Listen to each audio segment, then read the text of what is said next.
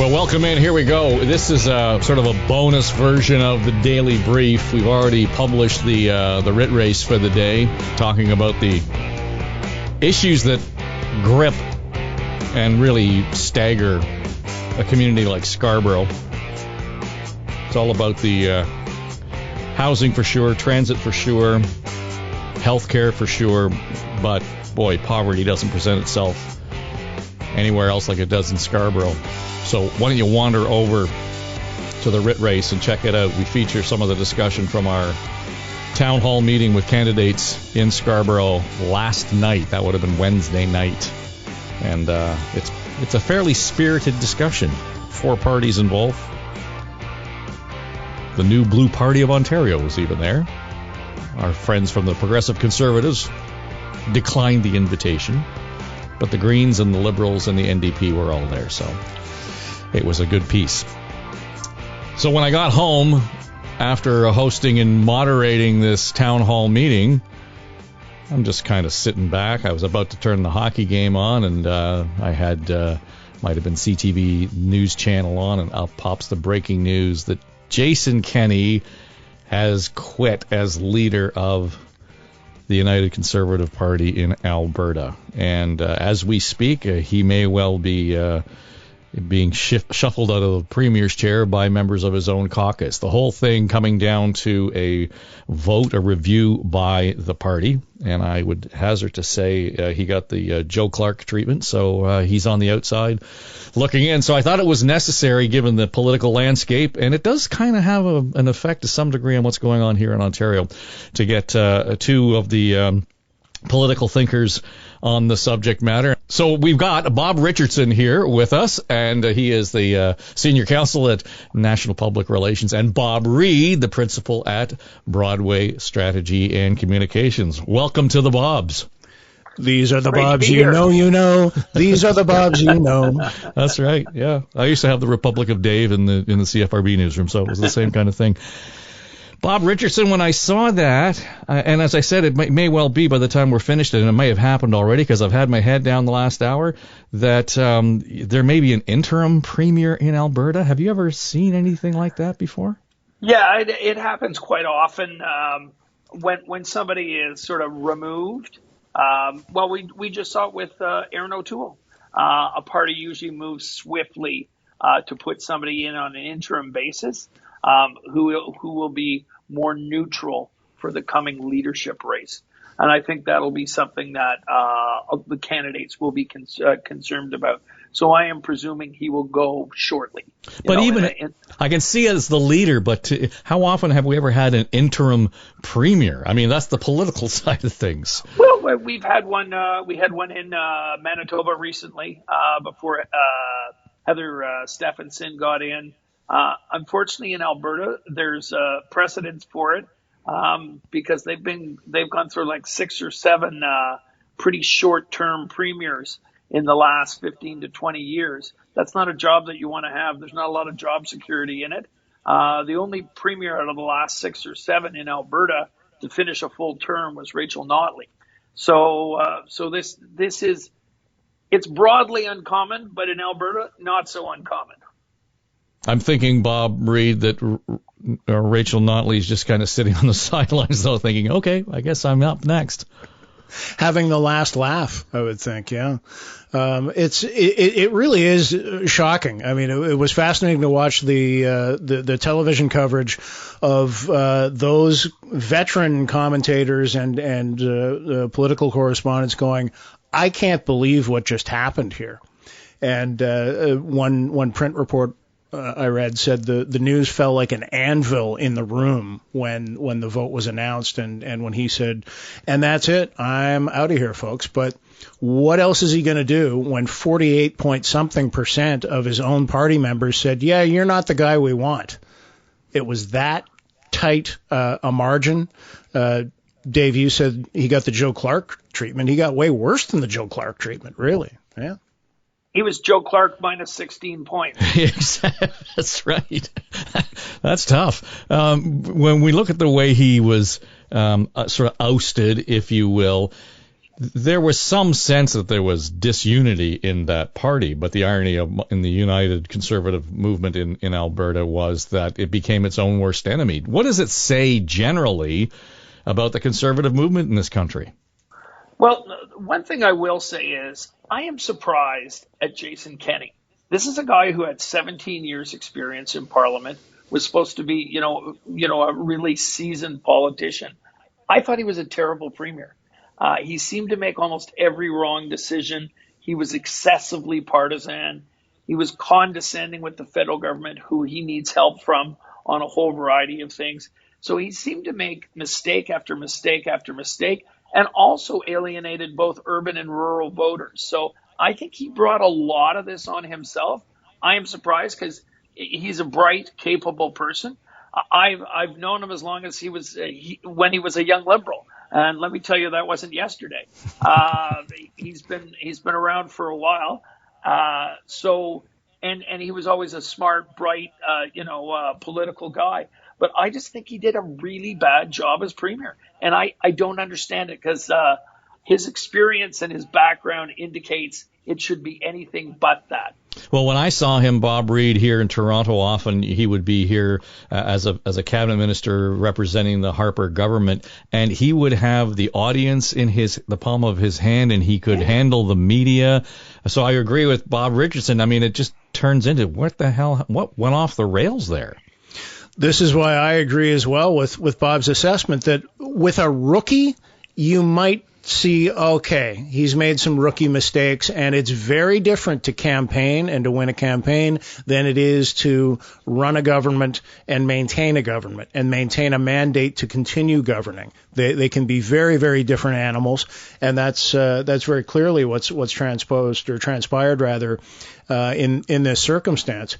But as I say, if he was new to the party, small p, then there might be some slack for that, or some understanding as to how he could do such a negative job after having won office and having been in power versus the campaign. It is very surprising that somebody with his level of experience, particularly at the federal level and dealing with different levels of government and all of that stuff, being just not good at it once he got the job he was after.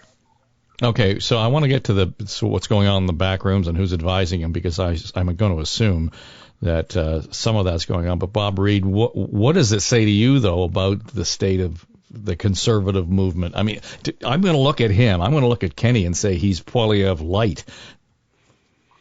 I think it's just more evidence of the fractious nature of the landscape for the Conservatives across the country.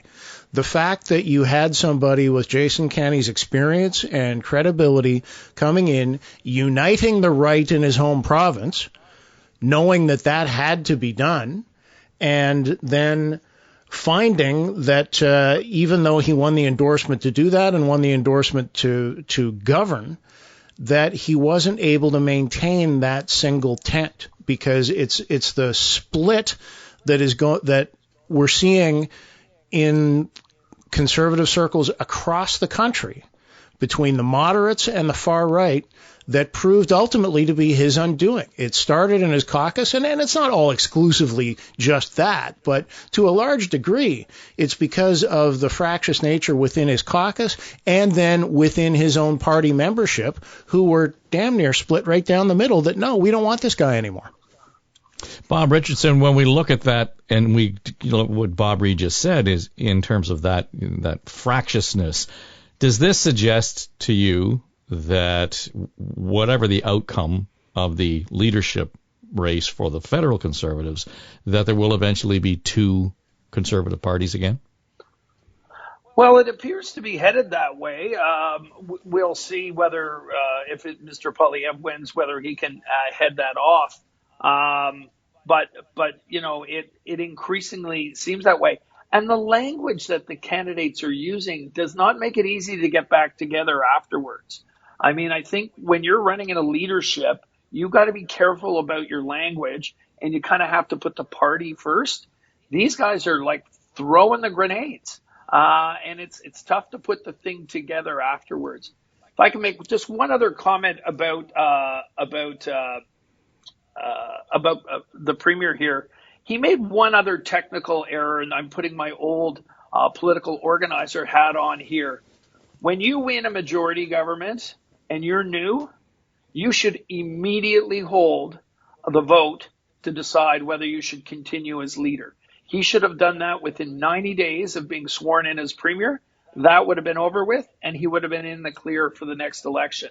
Instead, he dragged it out and dragged it out and dragged it out, and you accumulate baggage in that period of time. So everybody who has a grievance about X or Y can vote against you. That was a huge technical error. He should have done that right off the top. Okay, and one of the things I wanted to ask you, Bob Richardson, is the sort of this study and contrast between Kenney and Ford, where we saw Ford evolve into the role, if you will, whether you like his politics or not, but he evolved into the role.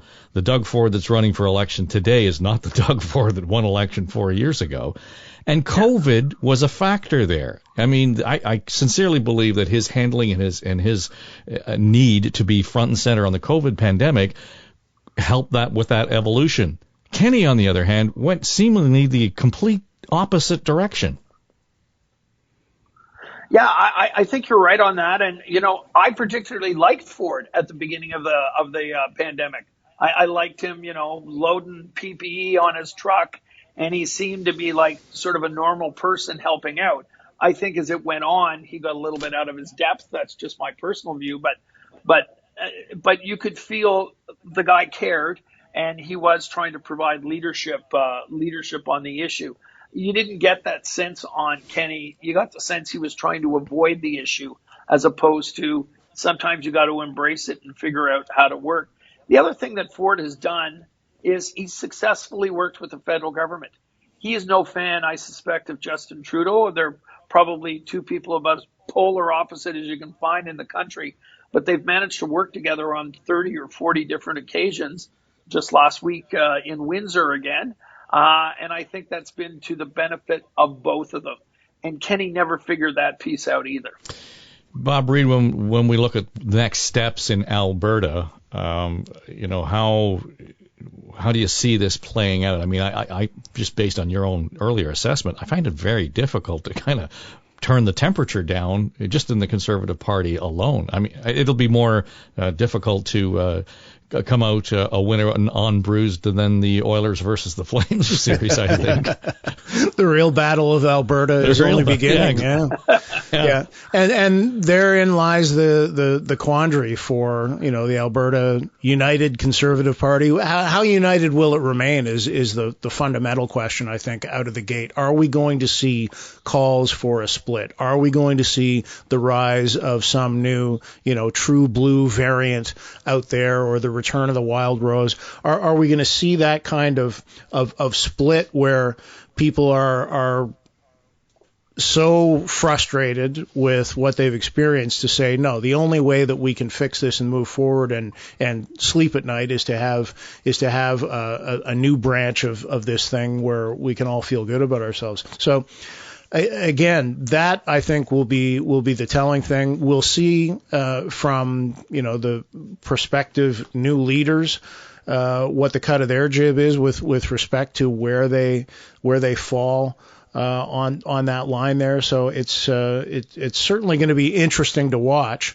I don't have any easy answers for it. Here are the logical next steps and the next dominoes to fall. Just back to Bob's point very quickly about the contrast between Kenney and Ford. What I would say to that is crises make or break leaders. That is the fundamental reality of what happens when things hit the fan. And Doug Ford was made into a leader through the fires of COVID. He did respond in the best possible ways with respect to what the electorate was looking for, what the people of Ontario were looking for. As Bob said, working well with the feds, things that did not come naturally to him, but he recognized, I need to hold my nose and do the right things here for this all to work, not just for me politically, but for the good of the province. And Jason Kenney didn't see that. He wasn't willing to walk in those steps, and ultimately that that contributed to his downfall significantly. Well, the funny thing to me, picking up on that, Bob Richardson, is that Ford took a lot of heat and criticism, particularly from his core, because he was so overly cautious, maybe, in terms of how he was handling some things with lockdowns and mandates, etc. Kenney, on the other hand, seemed to be playing to, the part there and being able to say, to hell with it. I remember the photo op at the Calgary Stampede and all that, all that turns into a super spreader event. But the point is there was something that, able to wave the flag one way or the other. It would have seemed to me that Ford was on the wrong side of that for Conservatives. I think when you're a politician and you're in a pandemic, you're never on the wrong side if you're listening to the officials and generally doing what they say. Most people are not going to blame you for doing that, most reasonable people. And I think Ford made that calculation that that's where he was going to be. He knew there'd be a percentage of people who wouldn't like these, but they don't really have anywhere to go in Ontario politics. So he didn't try to inflame the situation with them, but he didn't do what they wanted. And I think that was part of the genius in the way he framed the issue for himself. Just quickly to both of you, Bob Richardson, what prospects for Jason Kenney? Look, he's a bright, capable person. He's been a federal cabinet minister. He's been a premier, I'm sure, and he's a young guy. I'm sure there's lots of things that he can do going forward. But he should do some soul searching and some thinking here. And I think at the end of the day, it's better to work with people, because if you don't, it may be a short career. Bob Reid, does that include politics? Potentially. I don't know about elected office politics, but public service, for sure there can be potential opportunities there. I'm sure there are no shortage of corporate boards that wouldn't mind his perspective and his experience around the table.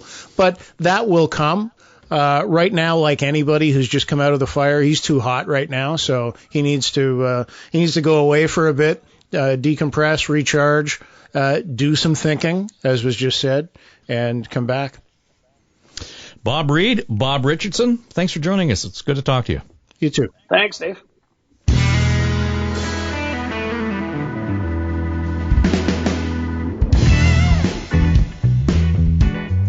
All right, so here we go. We will take the turn into the final 2 weeks of the election campaign, but in the meantime, keep the peripheral vision open and just see what's going on across the country, and that includes what's happening in Alberta. It's going to be a fascinating development to watch politically. And again, the NDP kind of sitting there on the sidelines, ready to just hover over the entrails, so to speak. All right, that'll do it for me. It's the Daily Brief for Story Studio Network. I'm Dave Trafford. We'll talk to you tomorrow.